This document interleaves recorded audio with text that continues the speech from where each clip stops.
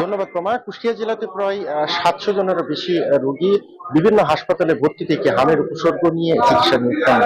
এই তথ্য জানিয়েছে কুষ্টিয়া জেলা সিভিল সার্জন অফিস। তারা বলছে এখন পর্যন্ত জেলায় ৮ জনের মৃত্যু ঘটেছে এবং গত ২৪ ঘন্টাতে আরো ২৫ জন রোগী বিভিন্ন হাসপাতালে ভর্তি হয়েছে। বর্তমানে হাসপাতালগুলোতে ১১১ জন রোগী ভর্তি থেকে চিকিৎসা নিচ্ছেন।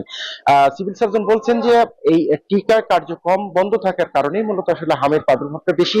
ইতিমধ্যেই কিন্তু কুষ্টিয়া জেলাতে যে টিকা কার্যক্রম সেটি কিন্তু গত ২০ এপ্রিল থেকে শুরু হয়েছে এবং সেটি কিন্তু জেলাব্যাপী চলছে এবং এটি ১১ মে পর্যন্ত এই টিকা কার্যক্রম চলবে বলে সিভিল সার্জন জানিয়েছেন। সিভিল সার্জন বলছেন যে এই টিকা কার্যক্রমের আওতায় প্রায় ২,৩০,০০০-এর বেশি শিশুকে আনার তাদের লক্ষ্যমাত্রা রয়েছে এবং সেটি সম্ভব হলে জেলাতে হামের যে প্রাদুর্ভাব, সংক্রমণ বা আক্রান্তের যে সংখ্যা সেটি কমে আসবে। পাশাপাশি কিন্তু এই যে নতুন নতুন শিশু প্রতিদিনই আক্রান্ত হচ্ছে সেই চিত্র আর দেখতে হবে না। তবে এখন পর্যন্ত জেলাতে ৮ জনের মৃত্যু এবং ৭০০ জনের বেশি যে হাম আক্রান্ত সেটি কিন্তু হয়েছে কুষ্টিয়া জেলাতে। তো এই ছিল কুষ্টিয়া থেকে তোমা।